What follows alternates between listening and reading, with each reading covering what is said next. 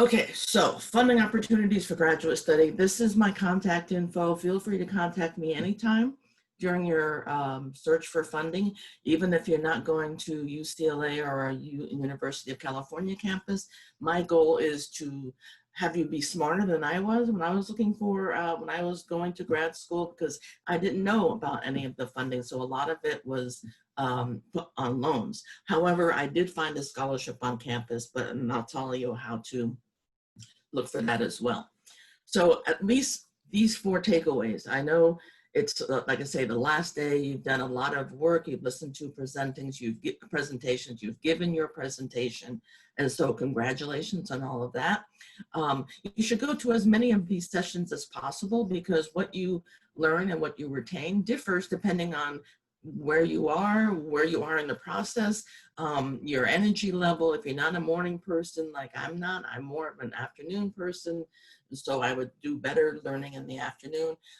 Right now, I'm not looking for any funding. So yeah, this is interesting, but I'm not interested. But then once you get into it, you have some questions, and this is where the different learning processes will take place. So definitely go to as many of these sessions. This is definitely not the end all, one and all. So, but take away these things. Apply early. If you're planning to go to grad school in fall of 21, you need to be looking for funding now, this summer and this coming fall. It doesn't matter that you haven't been accepted. If you wait until you've been accepted, then you will have lost 1 year. And if you're planning to do a master's before your doctorate, I know McNair is really preparing you for the doctorate, but some of you may feel, well, I need to do a little bit more research, get experience in the master's program, which is fine. But note that doing so, 1, you're not going to have as much funding eligibility. And 2, some agencies will no longer consider you eligible because you will have already had 1 or 2 years of grad study. But I'll go into that. But anyway, so if you're applying to grad school, think of it as a 1-to-1 correlation. I'm applying to grad school. I'm also applying for funding. Don't wait until you've been accepted. The agencies are looking at your potential as a graduate scholar, as a graduate researcher, or a practitioner, whatever your field objective is. So you do know where you are applying, because you're applying at the same time as I'm telling you to apply for funding. You do know where you're applying, and you do know with whom you want to work, right? So you've already learned that grad school, one of the differences between grad school and undergrad is you're no longer applying to the institution, you're applying to the program. So you don't apply to UCLA, but you apply to sociology department at UCLA. You don't apply to NYU, you apply to the arts department at New York University. So that's one of the major differences. And so you know with whom you want to work. So name drop. You want to say, I'm planning to apply for sociology at UCLA because I want to work with Vilma Ortiz and her work.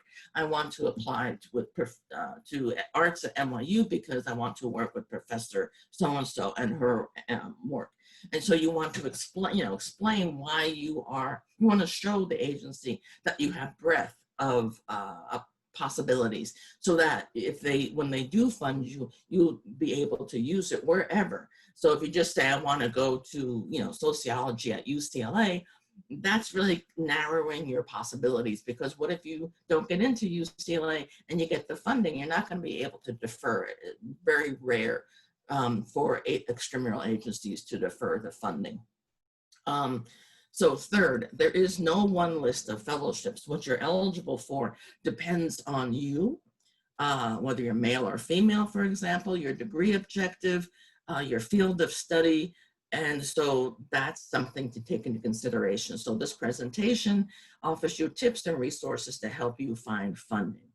And then lastly, my mantra: apply for anything and everything for which you are eligible, for as long as you are eligible. If you don't get the fellowship in the first go around and you're eligible to reapply, usually you will be, do so. Some agencies give feedback automatically, some give it upon request, some don't because they don't have enough personnel. However, if you do get the feedback, be sure to incorporate that into any revision so that you will be that much stronger and that you've paid attention. And definitely when you're applying, and if you have been honorable mention or alternate or waitlisted or number 2 or whatever the agency terms it, make sure you tell them that right in your essay. Don't wait for them to get to your CV. You're going to say, you know, I received the forward honorable mention last year, and now I want to go here. Similarly, you need to name drop all over the place that you're McNair scholars. Don't wait again for the person reading your CV to see under awards and honors that you're a McNair scholar. Put it right up there under your degree objective. And also, when you're writing your essay, as a McNair scholar, I worked with so-and-so, another name drop. You need to tell people the people you've worked with, because in, you know, the higher up you get in academia or in education, the more people are going to know who the faculty are. So for example, my dissertation was with Jeannie Oakes in the School of Ed at UCLA. Well, people in education know that she is very well known for urban schooling, social justice, K-12 reform. So just by knowing her, they know how I've been trained. So that kind of gives them a little mini, it's kind of like, I'm sure you've been talking about the 3-minute elevator pitch, right? Or 2-minute. So this is how you do it. I'm a McNair scholar. I work with Jeannie Oakes and on a project, da, da, da, da. And that says eons, you know, about you, okay? So apply for anything and everything for which you are eligible. As long as you're eligible, if you don't get the fellowship, you're eligible to reapply, do so. There is no do not apply list. These agencies are in the business of wanting to give money to grad students or prospective grad students. So give them the opportunity to do so by providing a very strong competitive application. So part of the tips and resources for knowing, for applying, is knowing the different vocabulary. So there's a thing called financial support, and there's something called financial aid. For people in my profession, we see financial aid, we hear financial aid, and we automatically think about loans. So note that when you talk to an office like mine, and you ask about financial aid, the people should be savvy enough to ask you, are you talking about loans or other types of funding? But just in case they aren't, you're also not only talking about loans. Remember, we're applying for anything and everything for which you are eligible, and that's a loan, possibly. And then you also are looking for other types of financial support, which is, and number 1, fellowships, scholarships, and grants. These are they're basically the same. They give you money, but they have a different name. Each agency has a different name for what they want to call their funding operandi. So usually grants, and I'm not talking about the Pell Grant or the Cal Grant, because neither of those is available to grad students. It's only for undergrads. But their grants are usually project-based, research projects. You may get hired on a grant because your faculty member put in a line item, I need graduate student assistance to help me with my research. But on the other hand, the Fulbright U.S. student program, something I hope you all consider applying for, in addition to applying for grad school, is you can do research or study or teaching assistantship abroad, and they pay you, it's a flat sum, but they call it a grant. So the key takeaway here is don't look at something because you think, oh, it doesn't apply to me. A grant is not, for me, because I'm not a faculty member. There could be something. Read the eligibility criteria and then make the determination if it's for you. Now, the fellowships, scholarships, and grants are based it could be at your home department, your prospective home department, but also look at the institution at large, the university, and what the office is called. So at UCLA, it's the graduate division. Some campuses call it graduate studies. Some others call it graduate education, or it might be even something different, but be sure to look at not only what your prospective department offers, or your department if you're a first or second year grad student, then look at what is available campus-wide. And then you should be also looking at extramural. This is Latin for outside the walls. And this is something that is not affiliated with any institution. Rather, they're federal programs, National Science Foundation, National Institutes of Health, Department of Education, Department of Energy, etc. There are private agencies, the Ford Foundation, Wenner-Gren, Rockefeller, the Paul and Daisy Soros. Those are just examples. And they're also statewide. Here in California, the California State University has funding for doctoral students anywhere in the nation at accredited institutions. It's just that you hope to plan to work at one of the Cal States, and I'll go into that a little later. So look at what's available at your department, at the institution at large, what's available extramurally, and federal, state, and private institutions. Other funding opportunities are the National Professional Organization in your field. And if you don't already belong, I hope that by the end of the summer, at least you will join one. And I'll go into a little detail later about why that's a good thing. But you don't have to be planning to make a presentation at a conference. You can just join for the fun of it, but it has some great opportunities. Networking to find out faculty who are doing the work you want to do. You can interview them, asking them, hey, I heard your presentation, or I read your article on, can I buy you a cup of coffee, or meet over Zoom and ask you some questions about your program. It's perfectly okay. Are you taking new students? Are you going on sabbatical next year? Sabbatical is not really a vacation for this faculty. It's just time off from teaching and research to do maybe write their book, or to maybe actually do extra research. So, but they're not teaching, and they're not available to students. So if a faculty member you really want to work with is going on sabbatical next year, don't even bother applying to that department, because they're not going to bring you in because you want to work with Professor so-and-so, and Professor so-and-so won't be there. They don't want, grad school doesn't have time for you to sit there twiddling your thumbs and hoping, waiting for Professor so-and-so to come in. So also, you can ask the faculty, what type of funding do they have? Do they have training grants? Some of these same agencies that I'm going to talk to you about also fund faculty to train graduate students to become academics, researchers. So these are like multi-year training grants, and faculty hire grad students to do the work. And so you need to ask, do they have any training grants? Or do they, if so, will they be renewing them if they're about to end, or are they applying for them, etc. These are more, the training grants are more in the sciences, and I'll tell you how to look for them. But some others might be available in the social sciences, not so much arts and humanities. Teaching and research assistantships. These are departmentally based, so definitely you need to look at what is possible in your respective department or your home department, but also look at other departments on the campus to which you're applying.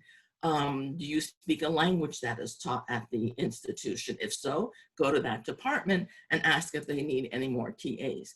If it's a research institution like the University of California, University of Michigan, the R1 institutions, there are probably many research institutes and centers that don't have any or don't have enough graduate students to help them with their research. So feel free to do the, your own research about these centers and institutes. Find out who's conducting the research, who's the director or the principal investigator, to find out what's going on, and then contact them. Again, name drop. I'm a McNair scholar. I work with so-and-so. I've done research on X. And so these are ways that you can find and make your own research opportunities. Also, check out if you have good writing skills in English, look for writing centers on the campus. At UCLA, we've got 3, the Graduate Writing Center, the Undergraduate Writing Center, and the Scholarship Resource Center. All 3 of these hire grad students to work with other grad students and undergrads. And when I say grad students throughout this thing, I also mean professional students, if you should be going that way. Professional students, lawyers, and the medical school, dentistry. Those are the 3 big professional schools. Okay, now, again, apply for anything and everything for which you're eligible. So if you are a US citizen and permanent resident, definitely fill out the FAFSA, the free application for federal student aid, by whatever priority deadline is set by the institution. In California, it's March 2nd. So you need to, even if you don't want any more loans or don't want your first loan, still apply for the FAFSA, because some of the fellowships and scholarships that I'm talking about are not only merit-based, but need-based as well. And the need is not just I need school, but it is based on your income. And the good news is that as a graduate student, you do not have to include your parents' or guardians' income unless they are claiming you as a tax credit on their tax return. So if that's the case, you need to have a conversation to figure out who gets the better economic benefit. You for not having to claim their, not having to report their income on your FAFSA, or do they get the better benefit for having a tax deduction because of you? So again, have that conversation, but note that as a grad student or potential grad student, you don't have to claim income from your parents or guardians. Also, the max limit of borrowing is higher as a grad student. It starts all over again from your undergrad. Your undergrad loans are not taken into consideration in your grad loan, except of course if you're not paying them back on time. But your undergrad loans are put in deferral. Interest is still accruing while you're in school as a graduate student, at least 50% time or more, but you don't have to pay it back. And then your grad loans start afresh. Now, another difference between the two is that there are no longer, as I said, there's no Cal or Pell Grant for grad student. There's also no subsidized loans for grad students. Only loan availability is unsubsidized, which means the interest starts accruing the minute that the funding is dispersed to you. But again, you don't have to pay it back until you leave school for at least 6 months or drop below 50% enrollment. What am I going to say? But again, if you can, fill out the FAFSA and be sure to look at the school's priority deadline. I said California is March 2nd. Some others have February, and some institutions use the financial aid deadline, priority deadline for all of their funding, including the merit-based funding. So don't put yourself out of the running because you didn't want a loan, and therefore you didn't fill out the FAFSA, okay? Also, there is work study at the grad level.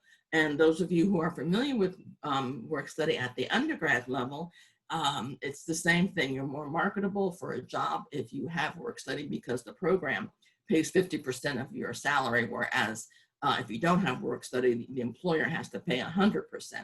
But at grad school, at UCLA, for example, we have a very robust work study program, and it pays up to 70% of your employment of your salary, and the employer only has to pay 30%. And the good news is that any job related to your degree could be made into a work study job. It doesn't have to be a position already posted on the work study site. So again, look for these types of opportunities at whatever institution you are applying to, or where you are previously, presently, if you are a current grad student looking for funding. Again, the tips and resources I'm giving you apply no matter when and no matter what degree you're going for. Even whatever you're doing in your career, these tips and resources are going to be helpful. And it's even more beneficial for you to gain experience looking for funding while you're still in school, because you have all those free opportunities. Faculty to help read your essays, writing centers also help you with your applications, fellow students and grad students or postdocs. Take advantage of everybody around. Read this, read this, read this. Don't feel that you're overstepping. And then, of course, other need-based opportunities are loans. So definitely you don't want any, or you don't want additional loans, but still it's better to have an educational loan, relatively low interest rate, 3 or 6%, than to put your education on a credit card. Credit cards, the interest is 19 to 25% based on your credit. They're repayable automatically. And so you just don't want to put that burden on you. So diving deeper into merit-based support, again, fellowships, scholarships, and grants, just different names for the same thing. They provide stipends and or fees and tuition. And you're looking ideally for fellowships that will provide fees and tuition and stipends. Now, here's one, usually I'm doing this in live version, or I have more time, I would ask you, what's the difference between a stipend and a salary? But I'll go ahead and answer that for you. Stipends and salaries are just two different types of payment for you. And fellowship scholarships and grants often give you stipends. However, some pay you a salary. There are two major differences. One is the timing of the payment. Stipends usually are paid at the beginning of the term, the quarter, the semester, the month, whatever is the payment mechanism.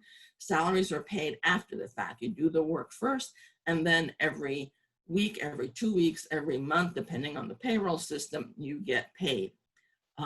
Another major difference, and there's a clue at the bottom of this slide, is that salaries are automatically taxed, all right? State and federal taxes automatically removed before you get the net salary. However, stipends, that doesn't happen. And they'll tell you that in the award letter, but you're so excited to get the award letter that you read over that part. And then come tax time, you're asking the agency, or people are contacting my office, I need a 1099 or a W-2 for the fellowships. And no, you're not going to get that.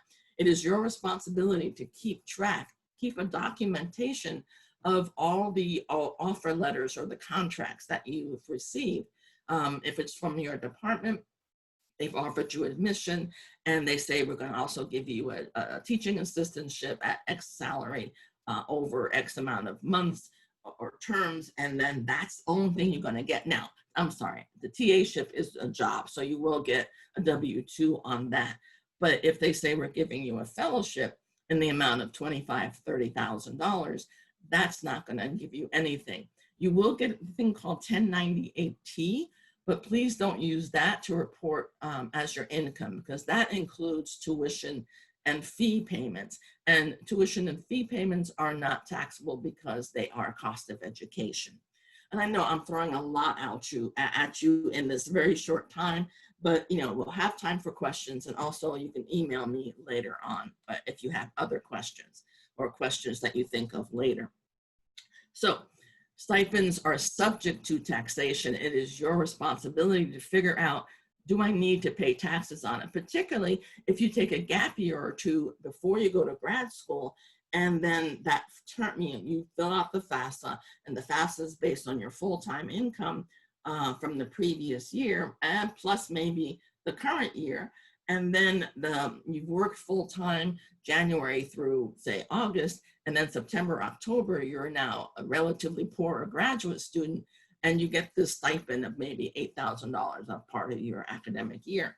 And so does that $8,000 could be added to your full year income previous, and then you would owe taxes. And so do you need to pay quarterly estimated taxes or not? Anyway, publication, IRS publication 970 talks all about the tax liability of scholarships and fellowships and grants, and et cetera. So if you like good bedtime reading and put you to sleep, that's the booklet for you. But if you have some financial savvy, either yourself or in your family or social network, feel free to talk with them about it, or have them help you interpret 970. Publication 505 is in case you need to pay quarterly estimated tax payments every March, June, September, and December, so that you don't wait until tax time to come, because if you do and you find out you owe taxes, you might also be penalized because you didn't pay them earlier. So 505 is something to consider. Now, if you're don't have anyone in your networks, or you're not financially savvy, there's a group called Volunteer Income Tax Assistance. They are volunteers, some just like you, and undergrads, who go around throughout the nation, and there are different cities throughout the country, and they're sanctioned and approved by the IRS to help others with the filing and filling out the tax forms. Now, and they do come to college campuses, so every tax season, so usually January through April, they're probably at your institution. If you don't already know, just look at these websites to find out where they are at your institution or in your city to help you. Now, if you do make an appointment with them, it's free. make sure to ask for someone who has fellowship experience, because sometimes they will send them back to my office and I say, I'm sorry, I'm not a tax person, and I have to re-refer the person back to VITA, and that's just a catch-22 you don't want to have to get involved with. So just note that you are responsible for the taxation of your stipends. Now, if you use your stipend for professional membership in that professional organization I talked about, for your supplies, your photocopying, you need to buy a computer, you need to pay participants in your research.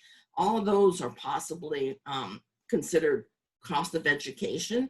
So keep track of those so that if you do itemize your taxes, then you can deduct that. So we talked about the fellowship, scholarships, grants. Ideally, you want multi-year because most grad programs are 2 or more years, 2 masters, 4 MFA, 5 to 10, the PhD, depending on the field. So you want to get funding for as many years as possible. So to keep the funding, you must maintain satisfactory academic progress. So that's a minimum of 3.0. Grad school, if you get anything below a B, then you should reconsider the timing or the field, because grad school, like a C or even a B minus, it's considered really a bad grade. You don't have time to figure out what you want to do. You should know and be enthralled with whatever you're studying, and that way you definitely will get the A's and the A minuses and the A pluses. If you do get a B, okay, that's, maybe you're taking there's a course required that's a little difficult. Okay, but again, if it's a B minus, C or lower, then you need to reconsider, is this the right program for me? Is this the right time for me? And keep in mind that there's more to satisfactory academic progress than the GPA. You need to make sure that you meet your department's milestones for degree progress. So when you start school, you're given a booklet, and that will be your guide for success in your grad program, whether it is. So even if the policies change in the 2nd or 3rd year, you are grandfathered in by the booklet that was given to you at orientation. So hang on to that, but know what's expected of you. Maintaining satisfactory academic degree progress is very important, particularly if the department says, oh, we'll fully fund you for 5 years if you're a doctoral student.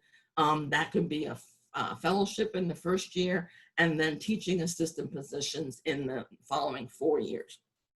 But if they find that you're not meeting satisfactory academic progress, you're not taking the proper courses at the proper time in the right sequence, you're not taking your exams in time, you're not doing your field work, you're not advancing the candidacy, whatever their requirements are, they should tell you, but then they'll say you're not getting funding. Even if they gave you that letter upon admission to say we give you this, there's somewhere in there about maintaining satisfactory academic progress, and that's the out clause. So don't give them a reason not to give you all the money that's promised.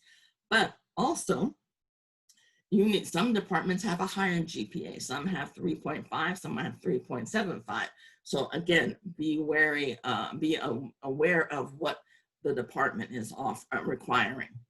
You must also be registered and enrolled full-time in order to keep the funding, whether it's extramural or departmental or university. But full-time is defined differently depending on the institution. My undergrad, the full-time was 4 units a semester, because each course was 1 unit. I loved it. It was easy. 36 units and then you're out. Okay. But at UCLA, for example, undergrad full-time is 12 units. Graduate full-time is 8 units. But departments may have a requirement that you keep 12. So again, figure out what the definition of full-time is at the particular institution, and then what is your department's requirement if anything's different. And I say you must be registered and enrolled full-time. Grad school is going to kick butt. It is difficult. There is so much more expected of you as a graduate student than as an undergrad. So that's going to be another reason you need to get your own money, is so that you have the flexibility to get used to being a grad student, particularly if you're coming from a semester campus to a quarter campus. You're coming from an HBCU to a predominantly white institution. You're coming from a Hispanic serving institution to a predominantly white institution. You're coming from a small town in Iowa to a big city like New York or Miami or LA.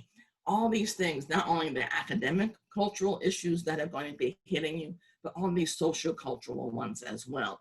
So you want to give yourself some time and be aware of these things so that you have a good way to adjust to being a grad student, no matter whether it's a master's or a doctorate.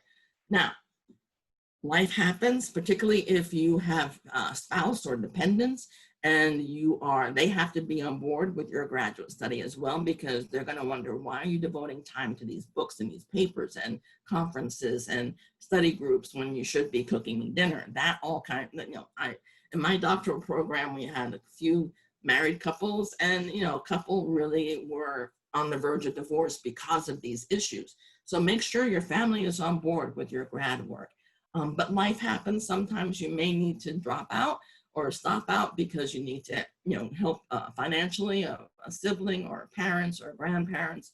But if you do that, make sure you understand that you're possibly losing your funding. But talk to the agency that's giving you the funding, department, the university, the agency. Can you keep it? Maybe there are extenuating circumstances that will cause you more hardship to have to pay back the money or lose the money than them giving you an exception to keep it. But do know, if you're having difficulty with, you need to have to deal with life issues, you need to stop out. Don't just not go. Talk to your advisors, faculty, staff, to show them that, to talk to them about, I'm having some issues, personal issues, I need to take some time to deal with that. Or to explain why you're getting a B or a C in classes. It's just too much. And then find out what are ways that you can do to ameliorate that situation, taking extra office hours, doing independent study, etc. But never just stop out. Particularly, as I said, you're going to be hit with a lot of different academic and sociocultural issues. And particularly if you're first gen. If you're first gen, it doesn't stop with undergrad. I had a master's student who talked to me about funding. She came in the summer and she didn't do that looking for funding when she was applying. And the only jobs available in the summer before the fall are only funding available summer before the fall are jobs on campus or off. And so the more I talked with this young lady, I saw her demeanor, her composure just collapse. And finally she broke down in tears saying, I thought I was done being first gen. I thought I was done not knowing anything. So note that you're always first gen. There are faculty I know who still feel like I don't belong here. How did I get here? I'm an imposter, all of that. But we understand, and there are resources to help all students with their social cultural issues, their psychological issues, emotional. So that's something you should also look at when you're considering a campus, or what kind of support systems are available for me, not just the academics and the funding, but I'm a Latina and I'm going to an all-white institution in upstate New York. Can I handle that? What are the resources available to me? Are the Chicano and Latino groups, student groups on campus in the community? I have kids. I'm a single parent. Are there, support for students who are also parents? So look for all these things, but I'm digressing. So register and enroll full-time. And if you do need to stop out, talk to someone. One of my favorite billboards in the bus back when I was taking the bus to work was a silhouette of a soldier. And it said, it takes the strength of a warrior to ask for help. It's not a weakness. It is acknowledging I can't do this alone. And it's perfectly okay to ask for help. And definitely even better to let your faculty and staff, grad advisors know, because particularly if you're getting funded, they're going to say, I haven't seen Jean around for a while. She's not returning our phone calls, our emails. She should have taken her exam last term. She didn't. We're going to cut off her funding for next term. So that's a possibility. They just see you as a slacker when actually you're hurting, you're in a fetal position and you can't move forward. And so that's when you make the call to whatever support system is available through your social network and definitely through your program. And then definitely consider the extramural fellowships. Even if you do get that letter from your department saying that we will fully fund you, but as I said earlier, it's usually 1 year of a flat out fellowship and maybe tuition and fees, but the rest of it is work. The work is great experience, particularly if you want to do or become a researcher or a teacher or professor, but it's not your work. And particularly, as I said, if you are coming into grad school, there's a lot coming at you. And so you want your own money to say respectfully, you know what, I know you require that with TA in our first term, our first year, but I would like to use my extramural money to, or your campus money to just to support me while I take my classes and get used to being a grad student. And then later on, I'll do the TA ship. So don't hesitate to do that. Another benefit of the portable funding is that I'm telling you to apply for funding at the same time as you're applying for admission. Well, what's going to happen is that you're going to hear about your admission January through April. You're not going to hear about your funding, whether it's from your campus or extramurally, until maybe earliest March. And so what do you do if you've been turned down or waitlisted by a #1 institution, and then later you find out you've gotten the Soros Fellowship or the National Science Foundation's Fellowship? You call the department. You say, you know, you declined my admission or you waitlisted my application, but I'm now bringing my own money. Does that make a difference? 8 or 9 times it will. They will change their decision to accept. Why? Maybe they have a policy of fully funding all incoming students, but for whatever reason, maybe one of your letters of rec wasn't as strong of all of the letters for the person who made the cut. Also, you're bringing the prestige of that nationally or internationally competitive program, for example, the Fulbright, to the department. And so their faculty are applying to many of these same agencies. So they want to say, oh, we have so many Fulbright or National Science or Department of Ed scholars, and I'm applying. And so our institution is already showing that we're good at supporting your funders. So that's another benefit. The third benefit is that a relationship, the best way of success for your grad experience is a relationship you have with your faculty member. But what happens if your faculty member is stolen by another institution? It does happen. So if you only have campus or department money and your faculty member has now been stolen by Michigan and you are at Stanford, well, you could try to figure out another person with whom to work, but that's going to probably take at least a year. So that's going to put you behind. Or you could follow your professor to Michigan, but if you don't have your own money, then you're going to take loans. And it's not likely that Michigan will give you funding. If the person they're stealing is really stellar, then maybe they might cough up with something. But it's a maybe. But if you have your own money, these portable extramurals are just that. They're portable. They go wherever you go as long as it's an accredited institution. So even if it's paid to the institution on your behalf, the institution cannot use it for anyone else but you. So if you do want to follow your professor to Michigan and you're at Stanford with a Ford, then, just say, peace out, I'm going to Michigan. All right. So those are the 3 benefits of having the portable extramural. You can stave off work requirements for however long you need to. You could change your admission decision once you get the portable fellowship. And also you have flexibility to follow your professor if he or she is stolen. Okay. So again, if you are applying, if you're given an opportunity, an admission letter that says, we're going to fund all 4 years or 5 years, whatever, sorry, master's students, those type of letters aren't common for the master's programs. Then you still want to go for outside money, because then that just shows you how, how valuable you are. And the more money you get, we're in a capitalist society, so the more money you get externally, the more likely you are to get additional funding. Okay. So other merit-based support, like I said, teaching and research assistantships. Sometimes the campus may or may not have a one-stop shop. Most do not. Here at UCLA, we do have the UCLA TA Marketplace, but that's only once you become a student, you can look at that. And not all departments post.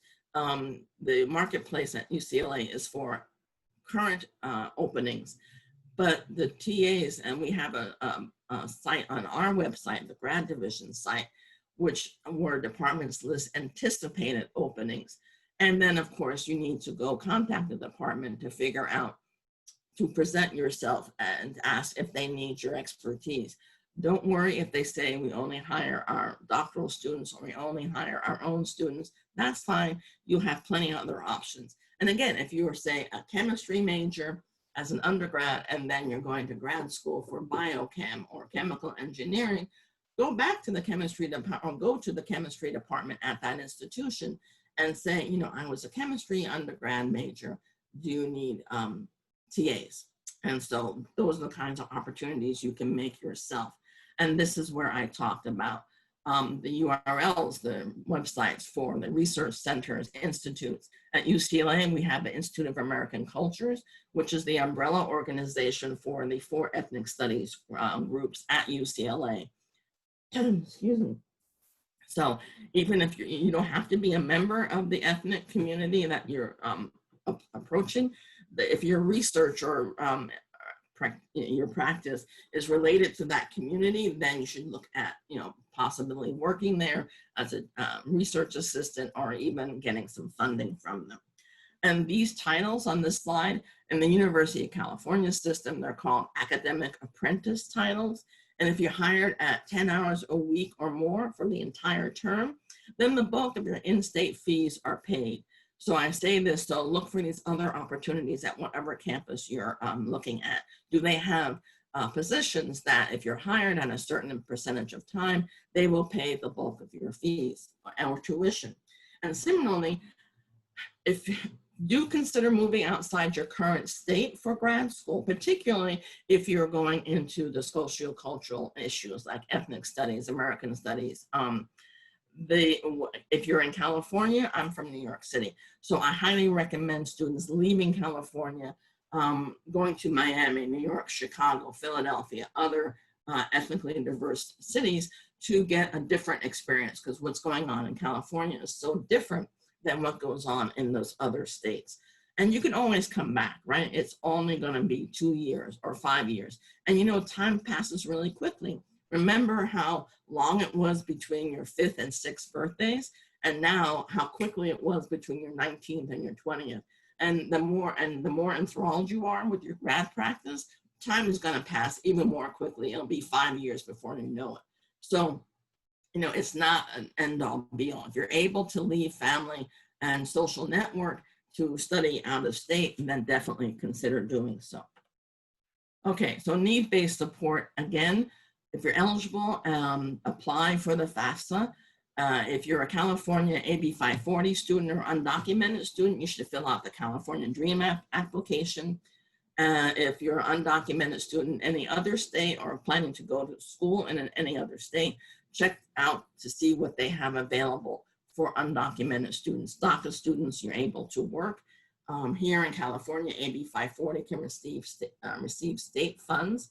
The AB 540 status is only good. It's Assembly Bill 540. It's only eligible for California. You'd be undocumented elsewhere, so see what opportunities are available for you. So this is the work study that I told you about. Look for any graduate work study programs at University of California, Irvine. They have one. Definitely at UCLA, we have one. And as I said, it's very robust. You're eligible for up to $10,000 for the academic year, up to $5,000 during the summer if you're taking classes. And the program pays 70% of your salary. And any work related to your degree is eligible to become grad work study. Now, if you have loans or need loans for your doctoral work or your graduate work, don't despair. There are loan repayment programs and there are forgivable loans. So the one I talked about earlier about the Cal State University program is the Chancellor's Doctoral Incentive Program. This is for students in doctoral programs who think they might want to teach at a Cal State when they finish their degree. What you do is you find a Cal State campus that is likely to have a faculty opening by the time you finish your degree. You find a faculty sponsor there, you apply, and if you're given the fellowship, then you are lent, it's not a fellowship, it's a loan, you're lent up to $10,000 a year for up to 3 years. And then for every year you teach full-time at the Cal State, then 20% of that loan is erased, is forgiven. All right, so public service loan forgiveness, you have the Directgov loan and you make good faith payments for 10 years. And then if there's a balance, then you apply for this and then they will forgive it if you're working at a nonprofit. And so you're asking them to forgive the balance of your loan. If you're in a field that is covered by the National Institutes of Health, biomedical life science work, and they have several loan repayment programs that repay your loan depending on what position you're currently in. And some of these programs repay undergrad loans. So in other words, don't despair. If you have loans, there are possibilities to pay them off. And so I want to go a little bit more deeply into some websites. So again, apply 1 year. If you're applying for grad school, always think I should also be applying for funding. Do not wait until you've been accepted. Many agencies, they fund only the early years. So that's another reason, particularly if you're going for a master's program, but definitely if you're going for a doctorate, you need to apply in your first or second year, because once you get into year 3, 4, 5, you're kind of in a Death Valley type situation. For doctoral students, there's money at the beginning that covers you multi-years, and then there's money at the end for dissertation research, field work, and then funding for a dissertation write-up. But those middle years, you're kind of stuck. And deadlines are usually October to December, so look this summer and fall. Many agencies already have their applications open. So what you are applying? You need to know what the agency is looking for. I talked about the Ford. They're looking for people who will bring diversity to higher education writ large, not just by you being a member of an underrepresented group, but your work or your extracurricular or your research deals with underrepresented populations. Say you tutor children of farm workers, or you worked at an LGBT center or community, or in a shelter, or you were an advocate for foster children in the courts, those kinds of opportunities. And you want to be a college or university teacher. Those are the 2 criteria for the Ford. NSF Graduate Research Fellowship Program, I like that a lot. It's a 3-year funding over 5, and it funds research masters, MA, MS, as well as doctorates in life science, social science, and physical science. So the social science is unusual for federal agencies. A lot of them are just for life and physical sciences. So the NSF, I like because you can put it with the Ford and get 6 years of funding. They're both 3 years of funding usable over 5. You can't put them on top of each other, but you can do them sequentially. You will have to forfeit one of the years because, as I said, it's 3 years usable over 5. The NSF GRFP looks at the social benefit of your research. If you're working on diabetes, they don't want to know the physiology of blood sugars and insulin levels. However, they want to know, say, in the African American community, what is the social impact of, or the community impact of many heads of household being type 2 diabetics with no access or limited access to healthcare. What does that do? So the NSF GRFP is looking for intellectual merit as well as benefit to society. Paula Daisy Soros, many of you might be eligible for that. For new Americans, it's what does the Constitution and Bill of Rights mean to you? If those documents don't mean anything to you and you haven't done anything in civic engagement, civic leadership, the Soros is not for you. So be sure to figure out what the agency is funding. And then also look at the review process. The review committee is important because they're not employees of the agency. They are faculty from around the world, but they're not going to be your faculty. These agencies recruit faculty from around the world to sit for a weekend in front of the computer. It used to be in hotels, to read applications and then to score them. So you don't want, the takeaway here is you don't want to be writing with acronyms and a lot of jargon. You want to write to what a faculty member at UCLA calls an intelligent ignoramus. They're intelligent because they're academics. They know what it takes to put together a good research proposal or archival work, but they won't know specifically, you know, what the ABCs of this, that, and the other are. So you need to be sure to write good, clear message. How do you apply? Via paper? Yes, in 2020, there's still paper applications, or online, or both. Do you apply directly to the agency, or do you apply through a third party on campus, through the grad division, through sponsored research? If that's the case, you know it's going to be, your deadline is going to be a lot earlier than you thought. What kind of transcripts, official, unofficial, of all your work, or just the undergrad, or just your most recent grad work? Or do they want the community college information as well, or the extension or extended learning? Letters of rec from faculty, are these due at the same time, or are these due later? Are the deadlines postmarked by or received by? All these things really matter. And so I'm going to stop with these websites, but on the full presentation, I give you the URLs of the Ford, of the Soros, of Liebman, other agencies to which you should apply. But if you're not sure where to start, then definitely subscribe to 4 or 5 of these databases. They are all legit. They shouldn't ask you for money. The only ones that would be the Spin Plus in the middle here, because that's a subscription. But if you apply with your institution's email, you should be able to get in, because the university has a subscription. Take the time to fill out the profile, and then you'll receive emails that are specifically geared to you. If you can hop on one foot in hula hoop and have green eyes, there may be funding out there for you. If you are a member of a Greek organization as an undergrad, maybe there's something that they do for their grads. If you were a Girl or Boy Scout, they may have some money. So definitely look into all of that. And again, I know it's a lot to throw at you, and I'm almost at the end, but I'll definitely take questions now, and you can email me later. Susan.